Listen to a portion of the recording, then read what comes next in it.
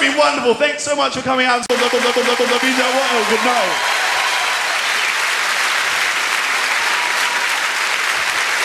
Jack Whitehall, ladies and gentlemen!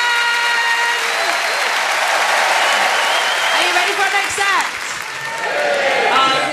It's a gentleman from my native London. Please give it up for the wonderful Marlon Davis.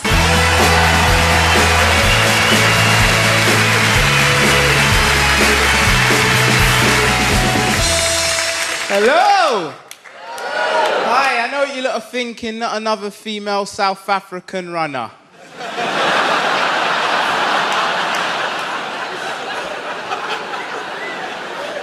Oh gosh, it's been a good year. It's a good year. I'm up in Edinburgh, which is nice. You know what I mean? Good year. Positivity that's going on in my life right now. I finally moved out my mum's house.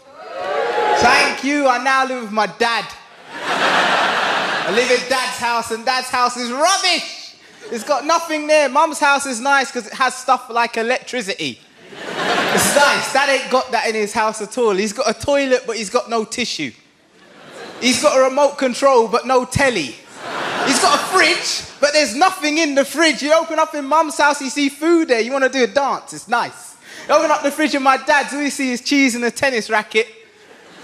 And the tennis racket's asking you a question like, where's the tennis ball? I don't know. Let's ask my dad, shall we? Dad, how come you live like this? And he says, it's because your mum took everything away from me! She took everything. She took the toilet tissue. She took the TV and the goddamn tennis ball. I'm like, oh, that's where the tennis ball is. Oh, you don't understand. I can't even go to sleep at night because she took my dreams too. But it's not all bad at Dad's. There's some advantages to living there, right? Like I could bring girls round to the house. Yeah. He bloody loves it. He's like, hello! Where you find this one from? She's nice. Is he hugging her for too long? I'm like, Dad, let her go. Dad, let her go. He'd be outside my room door. When you're finished with her, can you send her to my room, please? It's disgusting, isn't it? It is, because she goes as well. It's bloody disgusting. But I had to move out of my mum's because she did stuff that irritated me, just little things, right? Like I'm upstairs and she's downstairs and she calls out my name. She's like, Marlon! Marlon! Marlon! I'm like, yeah, Marlon! I'm on my way. Marlon! I'm in the middle. Marlon! I'm nearly there. Marlon! Last step. Marlon! I'm in your face, Mum! What are you still shouting for? She's like, go upstairs and get my slippers for me.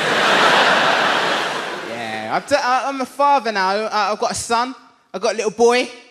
Yeah, I've got a little boy. Yeah, I've got a little boy. Don't know who the mum is, but I've got a little boy, you know what I mean? And it's hard, you've got to teach him some stuff sometimes. I say, Caden, what's that? And he goes, cat. I was like, oh, bless, it really is a cat. How did you know it was a cat? Go on, say another one. What's that one? Sheep. It's like, oh, bless, it really is a sheep. What's that one? Cat. No, it's a dog. Cat. No, it's a dog. Cat. No, it's a dog. Woof, woof, Caden, that's what it does. It's a dog, all right? Cat. No, it's a dog. Cat. No, it's a dog. Cat. No, it's a dog. Cat. No, it's a dog. Cat. No, it's a dog. Oh, fuck's sake. Fuck's sake! Thanks very much for listening to me. I've been Marlon Davis. Good night.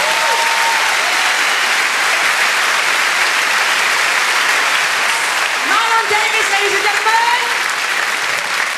And you are in for such a treat now. We have someone who's been tearing it up all over the UK comedy circuit. Please give it up for Josh Widdicombe.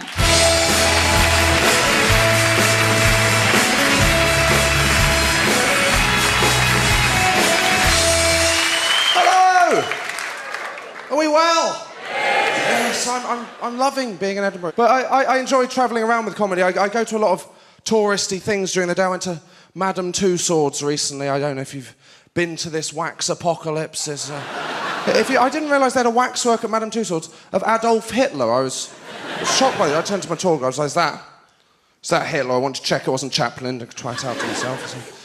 Is that Hitler? She said, yeah. And I said, that man killed 11 million people. I don't think that is appropriate. And she said, well, the thing is, sir, not all of our waxworks are going to be popular with everyone.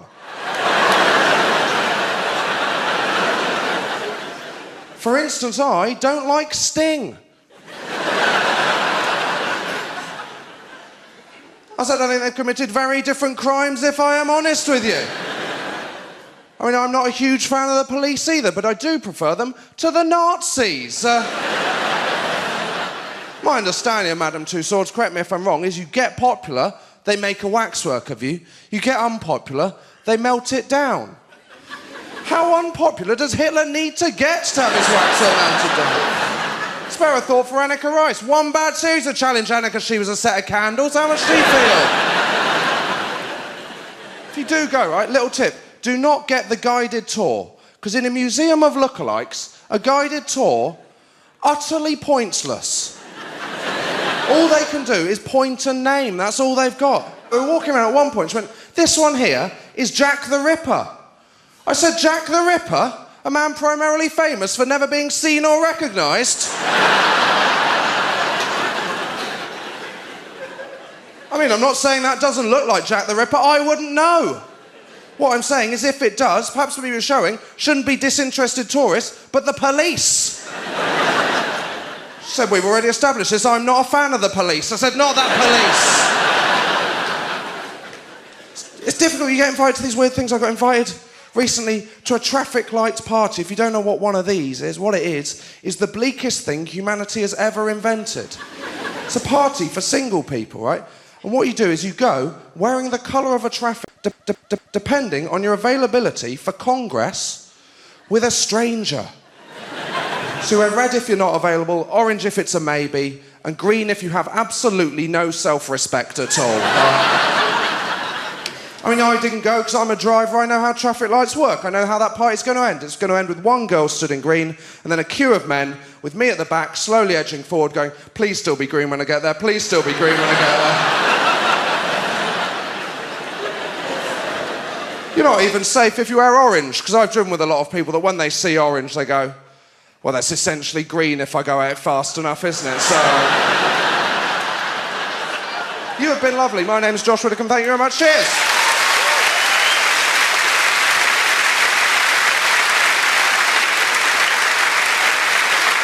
Josh Widdicombe, ladies and gentlemen. Are you ready for more? Now, our next act has been described as a very northern comedian, but up here he's just another southern softie. Ladies and gentlemen, it was my absolute pleasure to introduce to you Mick Ferry.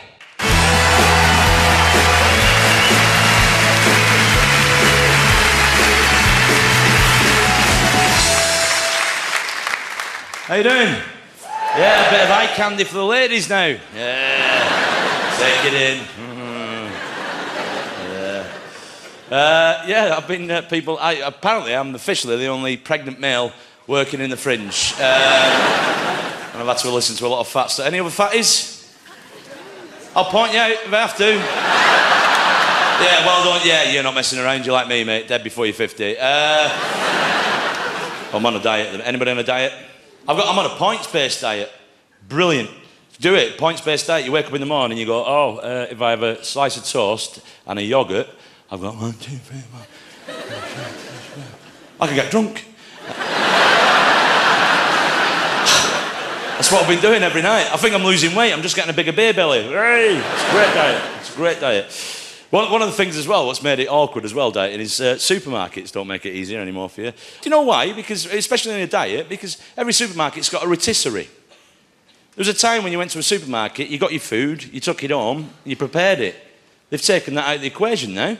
When you're on a diet and you're pushing your trolley around going, oh, flapjacks and lettuce, ooh. Oh, flapjacks and lettuce, I'm going to be full. Oh, flapjacks and lettuce. And you walk past the rotisserie and you hear it. Hey. Hey, fat man.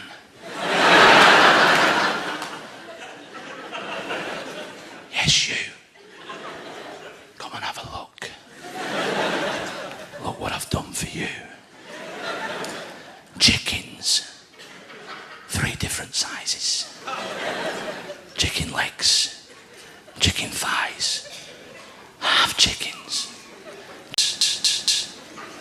I've not even finished yet. Pork belly with stuffing. Smoked sausages. and a selection of pies for you. I'm on a diet. Nobody needs to know. You can eat it before you get home. That's what I found myself doing. I've been sat in the car with half a chicken. I'm going... Where were you? You took your time. Why have you got grease on your face? No, ask. Because I have to do the shopping. We do it individually now, me and the missus, because she won't go to supermarkets with me anymore. Because I get bored in supermarkets, and because there's a lot of places to hide, it's very funny to shout things out. My favourite one, if we're going down an aisle and there'd be a woman in front of us, I'd say, "Don't call her a bitch," and then I'd duck off. You'd see me there, trolley with a woman going, "Do you want... No, I didn't, yeah." She's dieting as well with me as well now. I've got to be honest, these ladies as well, don't get too skinny. It's never been my preference, a real skinny woman. Might be nice to look at in a magazine, but sharing a bed with a skinny woman is... I don't like it. Well, you wake up halfway through the night because you think you're lying on a remote control. What's on your back? Oh, it's your spine. Oh. Go and have a pie. Not one of mine. Touch mine, I'll kill you. Folks, enjoy the rest of your night. Enjoy the rest of your Edinburgh. I've been Mick Ferry. Good night. God bless. Bye-bye.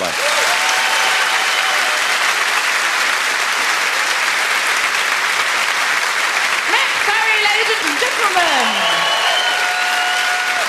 Our next act is someone I've worked with loads on the comedy circuit. It is my great pleasure to introduce to you tonight Mr. Kerry Marks.